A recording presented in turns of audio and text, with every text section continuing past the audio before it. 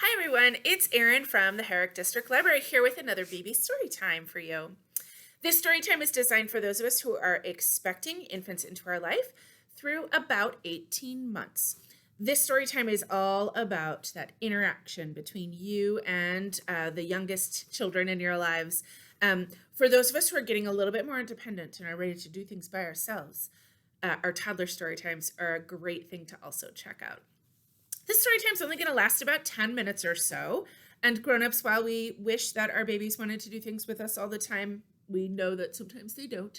And honestly, my goal is to teach you these songs and rhymes so that you can use them throughout your day. So to give your babies that early literacy groundwork that is so important for them to get ready for school.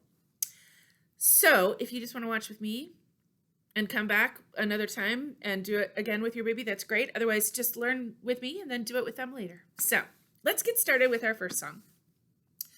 This song is a great one that if we are older, we're going to trace our finger over our palm like this.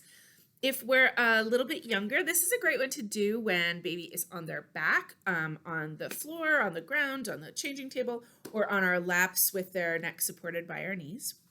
I'm going to demonstrate as if I'm doing this on my hand, but I'll do it a few times so that you can get the idea of how it might look if you were to do it on baby's tummy instead. So this is Round and Round the Garden.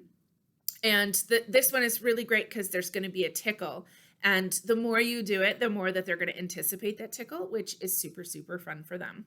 So I'm going to do it as if we have our palm out. And again, if we have an older child whose palm is out and they're ready to do it this way, this is how we're going to do this one. So round and round the garden goes the little mouse.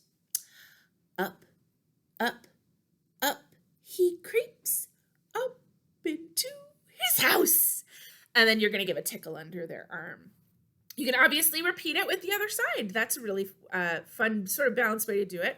We're going to do it again this way. The second verse we're going to do this way. And then we'll do it the whole thing again as if baby is on their back in front of you. So here we go. Round and round the garden goes the teddy bear.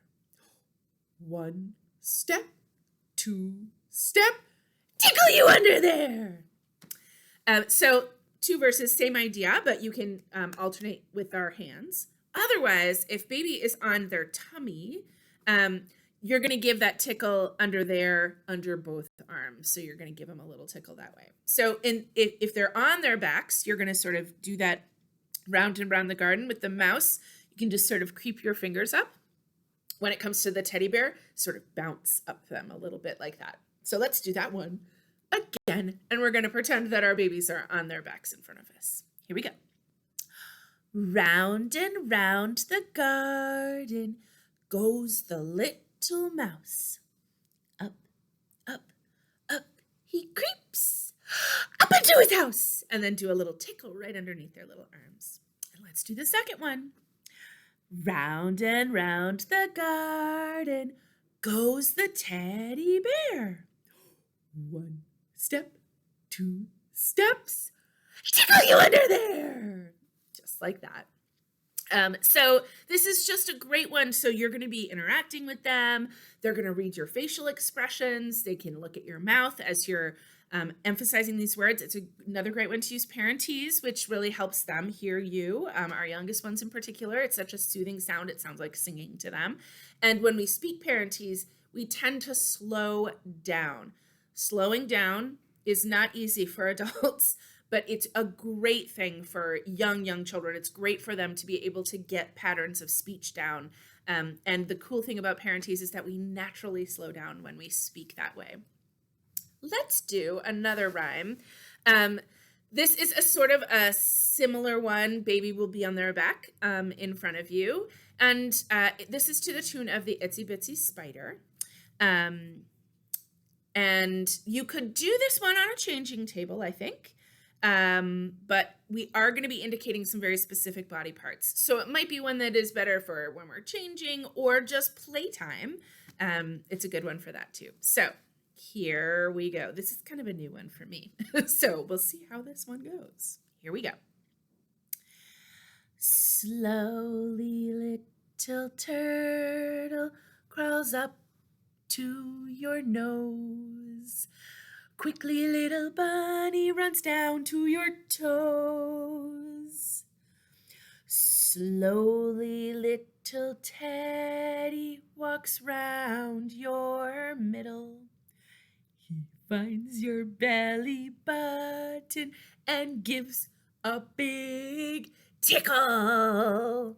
Miss Erin is very into tickles today, I guess. Again, it's a great one when they're on their back, so you can sort of give them that full body experience where we're going to start at the bottom of their toes and go up to their noses, and then we're going to quickly go down to their toes, show them their toes, and then sort of walk our fingers around their middle slowly, and then find that belly button and give a great big tickle. Let's do that one again. Here we go. Slowly, little turtle crawls up to your nose. Quickly, little bunny runs down to your toes. Slowly, little teddy walks round your middle. He finds your belly button and gives a great big tickle. The anticipation of those tickles is so fun. So do that one again and again and again. It's a good time for sure. And again, that anticipation is great for them. They're going to be anticipating when you're going to tickle them the more you do these rhymes over and over again. We're going to end today with another bounce. Bouncing is great for helping us find rhythm, which is helpful when we're starting to deal with syllables and sounding out our words. So this is one that I'm going to I'm going to do it over and over and over and over and over again, but we're going to start by going slowly, and then we're going to increase speed as we go. And when we do a whoa, because we're going to pretend that we're on our rickety rocking horse, when we go whoa, if you are comfortable having baby on your lap, they can be facing you when you're doing this. And when we go whoa, you can go back with them. If we don't feel comfortable with that, we can go back this way so that they don't go quite so far if we don't want to fall all the way back on our backs. So here we go. Rickety rocking horse, over the fields we go. Rickety rocking horse, giddy up, whoa! I think we can go a little faster, don't you? Rickety rocking horse, over the fields we go. Rickety rocking horse, giddy up, whoa! I think we can go faster, don't you? Rickety rocking horse, over the fields we go. Rickety rocking horse, giddy up, whoa! I think we should do it one more time, super duper fast, don't you? I think we should. Rickety rocking horse, over the fields we go.